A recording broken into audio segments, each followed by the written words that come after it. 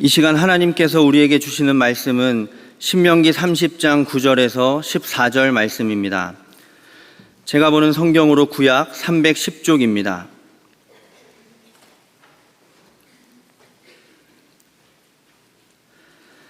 하나님의 말씀을 봉독하겠습니다. 내가 내 하나님 여호와의 말씀을 청종하여 이 율법책에 기록된 그의 명령과 규례를 지키고 내 마음을 다하며 뜻을 다하여 여호와 내 하나님께 돌아오면 내 하나님 여호와께서 내 손으로 하는 모든 일과 내 몸의 소생과 내 가축의 새끼와 내 토지 소산을 많게 하시고 내게 복을 주시되 곧 여호와께서 내 조상들을 기뻐하신 것과 같이 너를 다시 기뻐하사 내게 복을 주시리라. 내가 오늘 내게 명령한 이 명령은 내게 어려운 것도 아니요 먼 것도 아니라 하늘에 있는 것이 아니니 내가 이르기를 누가 우리를 위하여 하늘에 올라가 그의 명령을 우리에게로 가지고 와서 우리에게 들려 행하게 하려 할 것이 아니요 이것이 바다 밖에 있는 것이 아니니 내가 이르기를 누가 우리를 위하여 바다를 건너가서 그의 명령을 우리에게로 가지고 와서 우리에게 들려 행하게 하려 할 것도 아니라 오직 그 말씀이 내게 매우 가까워서 내 입에 있으며 내 마음에 있은즉 내가 이를 행할 수 있느니라. 아멘. 오승재 교수의 저서 나를 거듭나게 하신 한미성 선교사라는 책 머리말에 자기 고백이 나옵니다. 그는 젊어서 예수 믿는 사람들을 싫어했답니다. 비가 오나 눈이 오나 새벽 일찍 일어나 새벽 기도를 나가고 또 집안일을 제쳐놓고 부흥 집회에 나가 철야 기도를 하며 가진 돈을 바치고 병 낫게 해달라, 아들 대학 합격하게 해달라, 무엇 주십시오 하고 기도하는 것이 물 떠놓고 칠성님께 비는 무속신앙과 하나도 다르게 보이지 않았다는 거죠. 그런데 그가 멜리센트 휴네이커트 선교사, 우리말 이름 한미성 선교사님이 교장으로 계시던 기전학교의 교사로 취직하게 되었습니다. 결혼하고 아이까지 임신한 아내를 부양할 직장이 필요했기 때문이죠. 그것도 세례 증서를 위조하고 들어갔다고 합니다. 기독교 학교는 교사를 채용할 때 세례 증명서를 제출해야 됩니다. 너무 어려운 삶이었기 때문에 증명서를 위조할 정도로 절박했답니다. 그는 교회만 왔다 갔다 하면 기독교인이 된 거라 그렇게 생각하고 신입교사 환영회 때에도 캐세라 세라라는 노래를 불렀다고 합니다. 그래서 그는 교장실로 불려가 한미성 선교사님에게 기독교인은 캐세라 세라 하고 살면 안 됩니다 라는 주의를 들었다고 합니다. 그 노래 가사 캐세라 세라는 될 대로 되라는 그런 뜻이 담겨 있기 때문입니다. 그때 그는 너무도 놀라서 기독교인이 된다는 것이 무엇인지 깊이 생각하게 되었답니다. 그 이후 그는 한미성 선교사님의 사랑을 받으면서 기독교인이 된다는 것은 세상을 보는 가치관이 바뀌고 또 자신의 말도 생각도 행동도 바뀌어야 한다는 것을 깨달았다고 합니다. 한미성 선교사님은 예수님의 마음으로 세상을 바라보고 이웃을 사랑하고 아끼고 가르치고 인도하고 또 삶을 변화시키는 그런 분이었기에 그를 멘토로 모시고 그와 함께 교사 생활을 하면서 자신의 삶에 많은 변화가 일어났다는 그런 고백의 글이었습니다. 오승재 교수가 들었던 한미성 선교사님의 말처럼 우리는 인생을 살면서 캐세라세라 어떻게 되겠지, 될 대로 되라 그런 식으로 살아서는 안 됩니다. 만약 인간이 우주의 어떤 물질로부터 진화되었고 인생이 어디서 와서 어디로 가는지 그런 게 없고 그냥 살아있으니 사는 것이고 죽으면 그냥 모든 것이 끝나는 것이 인생이라면 뭐 그렇게 살 수 있겠죠. 목표를 세우고 가치를 세우고 열심히 산다고 한들 죽으면 그냥 끝인데 무슨 의미가 있겠어요?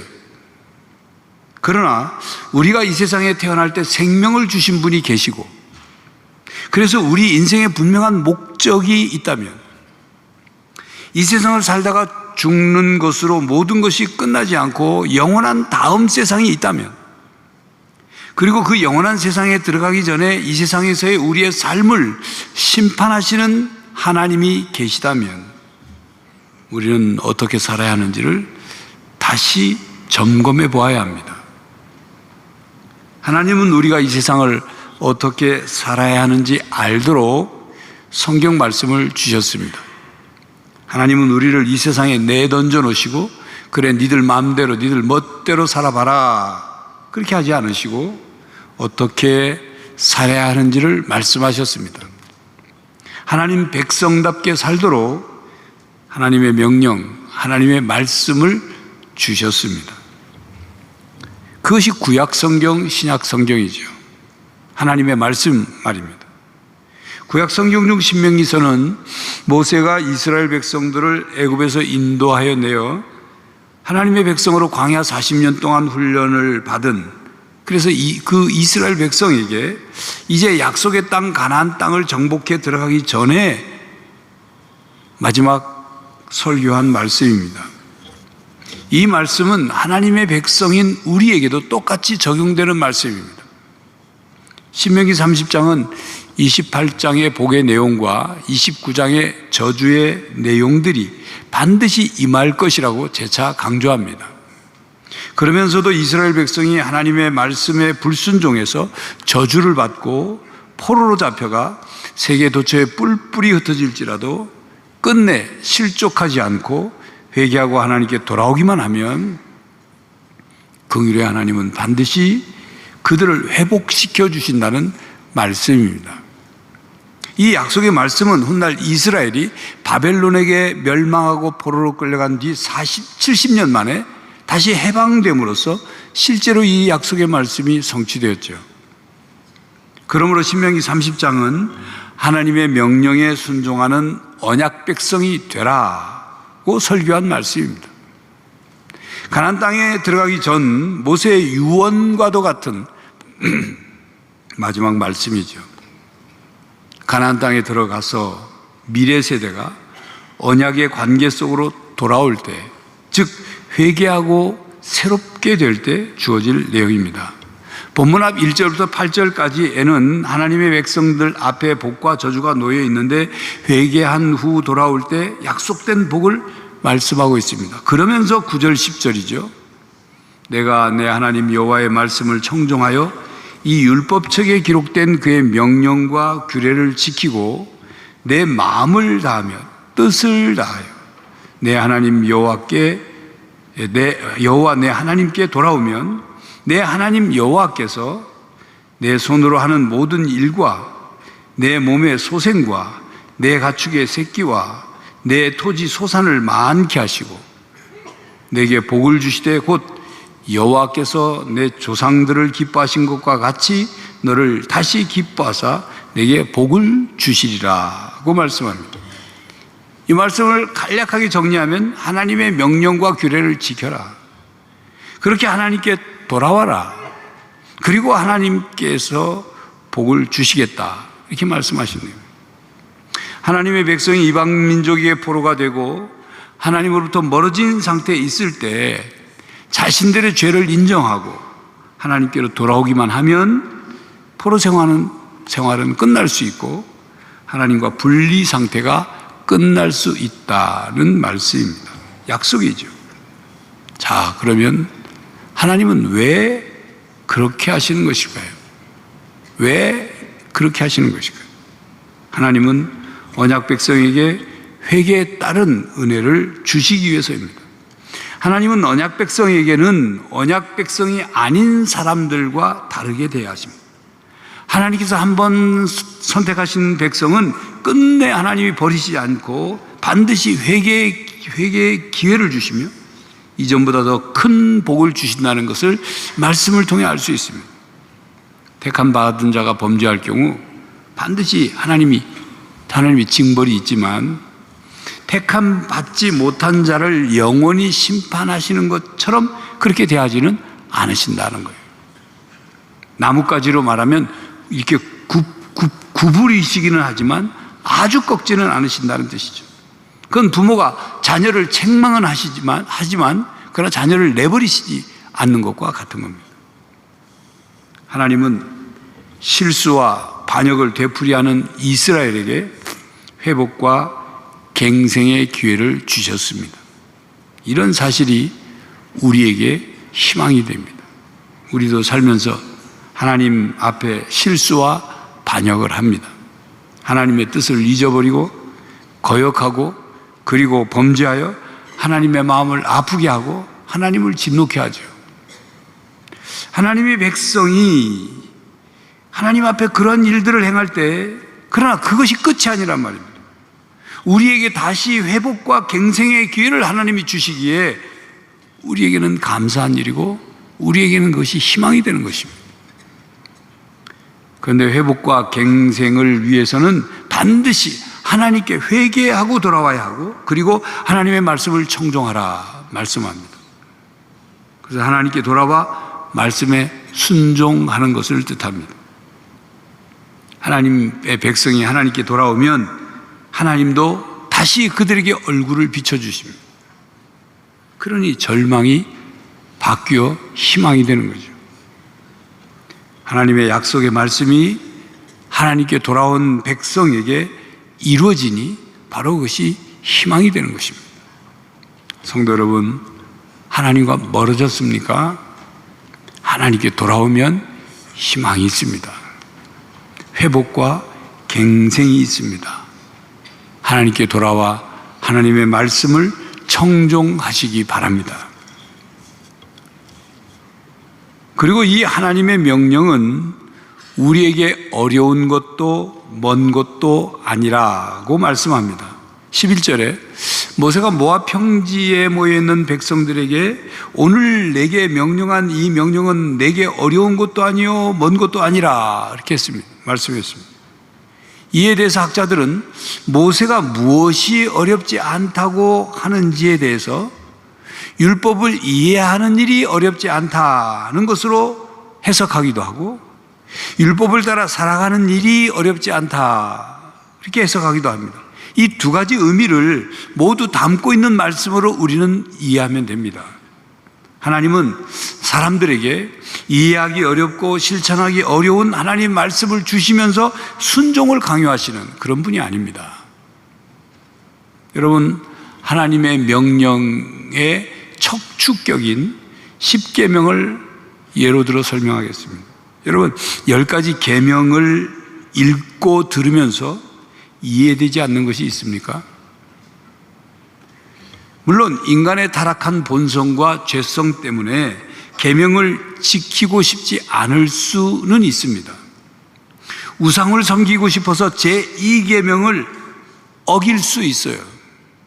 주일에 놀러 다니고 싶어서 제4계명을 어길 수 있어요. 그러나 부모를 공경해라, 살인하지 말라, 간음하지 말라, 도적질하지 말라, 이웃에 거짓 증거하지 말라, 내 이웃의 집을 탐내지 말라.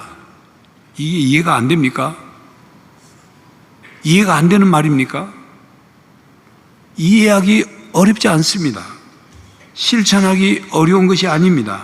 다만 하나님의 명령과 율법을 지키려는 마음이 없으니까 어렵다, 힘들다, 실천할 수 없다 그렇게 말하는 것 아닐까요? 지키려는 마음만 먹으면 누구든지 이해할 수 있고 지킬 수 있고 삶 속에서 순종할 수 있습니다. 그러하게 본문 12절에는 율법은 하늘에 있는 것이 아니고 13절에는 율법은 바다 밖에 있는 것이 아니다 이렇게 말씀합니다.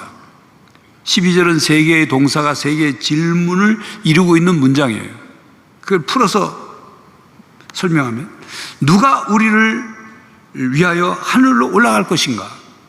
누가 우리를 위하여 그것을 가져올 것인가? 누가 우리에게 그것을 듣게 할 것인가? 이 질문들은 그럴 필요가 없다는 것을 뜻하는 질문이에요. 그렇게 안 해도 된다 그 말이죠. 또 13절에 누가 우리를 위하여 바다 건너편에 건너갈 것인가? 누가 우리를 위하여 그것을 가져올 것인가? 누가 우리에게 그것을 듣게 할 것인가? 이 질문에 대한 답도 그럴 필요 없다. 멀리 말씀을 준 것이 아니라는 거죠. 왜냐하면 하나님의 말씀이 이미 선포되었고, 그리고 모세가 이스라엘 백성에게 지금 그 말씀을 전해주고 있기 때문입니다. 저 하늘에 있거나 저 바다 멀리에 있는 것이 아니라 그 말씀입니다. 이 말씀을 우리에게 적용하면 하나님의 말씀이 우리 가까이에 있습니다. 마음만 먹으면 언제든지 성경 말씀을 읽을 수 있고 들을 수 있고 배울 수 있습니다. 여러분, 성경책은 이 세상의 책들 가운데 가장 많은 언어로 번역, 보급된 책입니다. 언제든지 손에 닿을 수 있어요.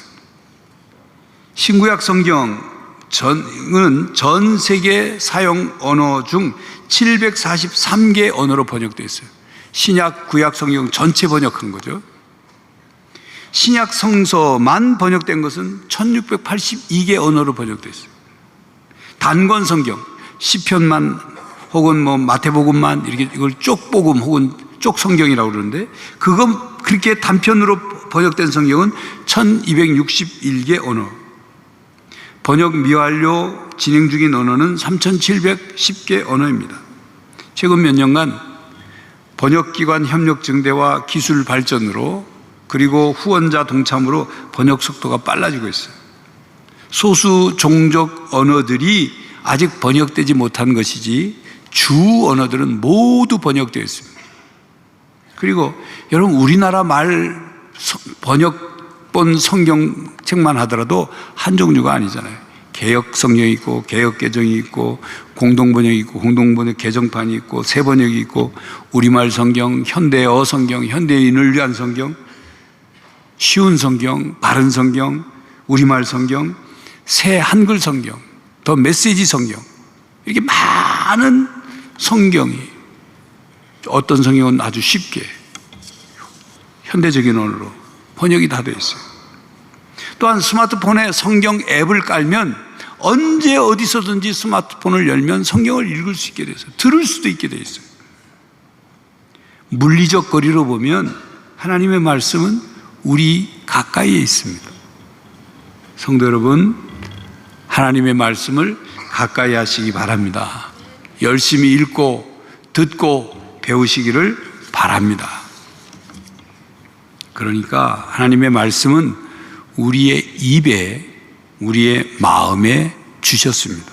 14절입니다. 오직 그 말씀이 내게 매우 가까워서 내 입에 있으며 내 마음에 있은즉 내가 이를 행할 수 있느니라.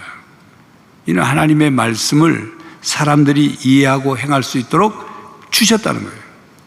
너무 추상적이거나 신비적이라서 실천 불가능한 그런 말씀이 아닙니다. 구체적이고 실제적인 말씀이요 명령입니다. 그러므로 하나님을 사랑하고 하나님의 명령에 순종하는 사람은 마음에 하나님의 말씀을 담고 있고 그 입으로 하나님 말씀을 가르치고 배웁니다. 마음에 담고 있는 말씀을 묵상하고 입에 둔 그 말씀을 나누고 가르치고 전하는 거죠. 그래야지 영적인 갈망이 있는 사람, 마른 땅처럼 주의 말씀을 사모하는 사람에게는 하나님의 말씀이 믿어지고 이해가 되고 삶의 진리가 되는 거예요.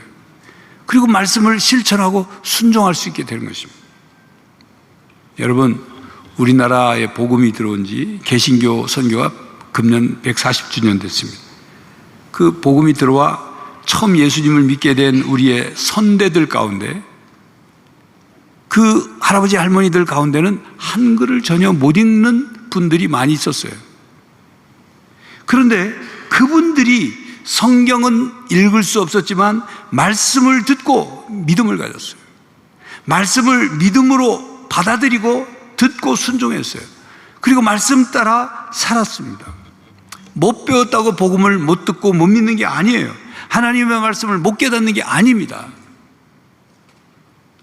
제가 서울에 있는 동순교회에서 부목사로 교구 목회를 할 때 어느 날 서울 성북구 기름동으로 그 새가족 등록 신방을 가게 됐어요. 교회 등록을 신청하신 분이 계셔서 그 새가족은 그 당시 약 70살 가까운 할머니이셨어요. 신방에서 이제 예배를 드리기 전에 대화를 나누잖아요. 가족 상황도 묻고 어떻게 교회 오게 되시냐 묻고 대화를 나누죠. 대화를 나누니까 깜짝 놀랐어요. 그분은 스스로 기독교에 대한 관심이 있어서 자기 돈으로 성경책을 사서 혼자서 읽고 있었던, 교회 나오기 전에 혼자서 읽고, 그러다가 신앙생활을 본격적으로 해야 되겠다 하고 교회에다가 이제 새가족 등록을 한 거죠. 근데 그분과 대화하는 중에 놀랄 만한 얘기를 들었어요. 그분은 고학력자가 아니에요. 근데 그분이 성경을 읽다 보니 성경의 모든 말씀이 예수님을 가르치더라, 이런 말을. 그분은 성경을 누구에게 배운 것도 아니고 신학 강좌를 들은 것도 아니죠. 다만 그분 스스로 성경을 읽고 또 읽어보니 성경의 중심이 예수 그리스도시라는 것을 깨달은 겁니다. 성경의 핵심 진리를 깨달은 거예요. 많이 배워서가 아니에요. 성경을 읽다 보면 성경이 어려운 것 같지만 성경의 핵심 진리는 어려운 것이 아닙니다. 성경에 나오는 지명이나 사람 이름이 낯설지요. 성경이 기록될 당시의 문화와 지금의 문화의 차이 때문에 이해가 잘 안 되는 부분들이 있지요. 그러나 성경을 꿰뚫는 주제와 메시지는 선명합니다. 어려운 것이 아니에요. 성경 말씀을 우리의 신앙과 행위에 적용하여 실천하려고 하는 데에는 성경이 어려운 내용이 아닙니다. 우리 마음이 없어서 그렇죠. 실천하고자 하는 열심이 없어서 어려우니 어쩌니 그렇게 얘기하는 거죠. 여러분, 성경에 나오는 하나님의 사랑이 어려운 겁니까? 하나님의 사랑을 그냥 받아들이면 되지 않습니까? 예수님의 십자가의 죽으심이 어려워서 못 믿습니까? 아닙니다. 내가 죄인이라는 사실을 인정하지 않으니 예수님의 십자가의 죽음이 나와 상관이 없는 것이 되고 이해가 안 되는 것이 되는 거예요. 내가 죄와 죽음의 권세 아래 있다는 사실을 깨닫지 못하니까 구원의 복음, 영생의 복음의 진리를 못 받아들이는 거죠. 20세기 인물 가운데 최고의 지성을 꼽으라면 영국의 버트란드 러셀이라는 사람을 꼽을 수 있습니다. 그는 어려서부터 매우 똑똑했어요. 교회 다녔던 그는 총명한 머리로 성경을 아주 많이 읽었습니다. 그는 스스로 목회자들보다 자기가 성경을 더 잘한다고 생각했습니다. 그는 성경 지식을 가지고 수많은 목회자들을 골탕 먹이기도 했습니다. 목회자들의 성경에 대한 무지를 비웃기도 했어요. 그렇게 해박한 성경 지식을 가지고 쓴 책이 바로 나는 왜 기독교인이 아닌가 였습니다. 그는 성경을 가지고 기독교의 허구를 드러내는데 온갖 것을 찾아내려고 했어요. 그의 성경 지식은 도리어 그 자신을 교만하게 만들었습니다. 그의 교만으로 그는 예수를 믿지 않았고 기독교를 우습게 보는 어리석음을 드러냈어요. 스스로 똑똑하다고 자부했던 버트란드 러셀은 성경을 자기의 잣대로 마음대로 조각조각 내버렸어요. 진리에 그는 귀를 막아버렸고 허무한 인생으로 끝났어요. 천국과 정반대 길로 갔습니다. 오늘날에도 또 다른 버트란드 러셀 제2의 제3의 러셀이 있습니다. 하나님의 말씀, 즉 성경에 대해 편견을 가지거나 어렵다는 선입견을 가진 분들이 많이 있습니다. 물론 성경을 한 번 읽고 전체를 어떻게 쉽게 다 이해할 수 있겠어요? 성경은 구약 39권, 신약 27권, 총 장수는 1189장이고 그리고 구약은 929장, 신약은 260장입니다. 총 절수는 31,102절이죠. 그 많은 양의 내용을 어찌 한 번에 다 알 수 있고 이해할 수 있겠어요? 그러나 영적인 진리에 대한 관심과 갈망이 있다면 성경을 통해서 진리를 발견할 수 있고 진리를 깨달을 수 있고 믿을 수 있습니다. 또한 하나님이 하나님이심을 믿고 하나님을 사랑하는 마음으로 하나님의 말씀을 들으면 하나님의 뜻을 깨달을 수 있고 하나님의 말씀에 순종할 수 있습니다. 그것은 마치 자녀들이 부모님을 사랑하는 마음과 공경하는 마음으로 부모님 말씀에 순종할 수 있는 것과 같은 거예요. 부모님을 사랑하지 않거나 부모님을 공경하지 않는 자녀는 부모가 무슨 말을 해도 그 뜻을 깨달으려고 하지 않아요. 깨달을 수 없죠. 엉뚱하게 오해만 하죠. 왜 나만 심부름 시키냐 이런 불평만 하는 것과 똑같은 거예요. 그러므로 하나님의 말씀은 하나님을 사랑하는 마음으로 읽어야 합니다. 하나님께서 나에게 주시는 말씀으로 받아들이며 그리고 읽고 들어야 합니다. 믿음을 가지고 읽고 들어야 합니다. 성경은 성령을 통하여 하나님의 감동으로 기록되었습니다. 디모데후서 3장 16절 17절에 말씀합니다. 모든 성경은 하나님의 감동으로 된 것으로 교훈과 책망과 바르게 함과 의로 교육하기에 유익하니 이는 하나님의 사람으로 온전하게 하며 모든 선한 일을 행할 능력을 갖추게 하려 함이라 말씀하죠. 이렇기 때문에 성령님께서 우리 마음에 빛을 비춰주시고 우리를 깨우쳐 주시고 그 말씀을 이해하게 해주시고 믿어지게 해주시고 실천할 수 있도록 도와주셔야 하는 거죠. 그렇게 되기 위해서 우리는 성령님의 도움을 구해야 합니다. 성령님께서 도와주시기를 기도하며 읽고 들어야 합니다. 물론 성경 말씀이 결코 쉬운 것만은 아닙니다. 성경 말씀을 읽고 들은 대로 순종하는 것도 쉬운 것만은 아닙니다. 그것은 우리의 연약함 때문이죠. 그러나 하나님은 하나님의 말씀을 지키고 순종할 수 있는 능력을 우리에게 주십니다. 보혜사 성령 하나님의 도우심을 통해서 우리는 하나님의 말씀을 받아들일 수 있고 성경 말씀이 어렵지만 어렵거나 먼 것이 아니라는 것을 알게 돼요. 성령님이 우리 안에 계시면서 우리를 도와주십니다. 그러므로 우리는 내게 능력 주시는 분 안에서 하나님의 말씀을 행할 수 있습니다. 하나님의 말씀을 따라 삶을 살아갈 수 있습니다. 여러분, 하나님과 멀어져 있습니까? 하나님께 돌아오십시오. 회개하며 돌아와 회복의 은혜를 누리십시오. 하나님께 돌아와 하나님의 말씀을 청종하십시오. 하나님의 말씀을 멀리하지 마십시오. 하나님의 말씀은 우리 가까이에 있습니다. 하나님의 말씀을 마른 땅같이 사모하십시오. 하나님의 말씀을 마음에 두고 입술에 두고 행하십시오. 그리하여 악인의 꾀를 따르지 아니하고 죄인의 길에 서지 아니하고 오만한 자의 자리에 앉지 마십시오. 복 있는 사람이 되십시오. 하나님의 말씀을 청종하고 행하는 자에게 약속하신 하나님의 복을 받아 누리는 성도들이 되시기를 간절히 바랍니다. 기도하겠습니다. 하나님, 우리가 이 땅에서 어떻게 살아야 하는지, 영원한 하나님 나라를 어떻게 준비하는지를 알 수 있도록 하나님 말씀을, 곧 성경책을 주시니 감사합니다.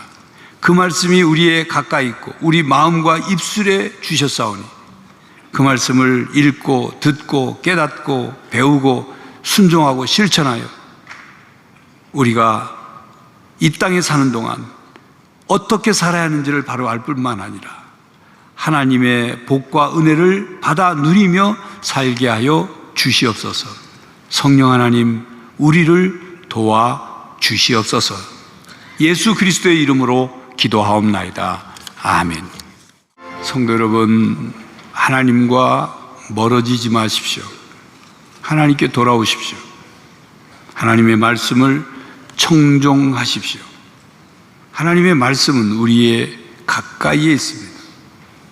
하나님의 말씀을 읽고 듣고 순종하여 하나님의 복과 은혜를 누리는 성도가 되시기를 간절히 바랍니다.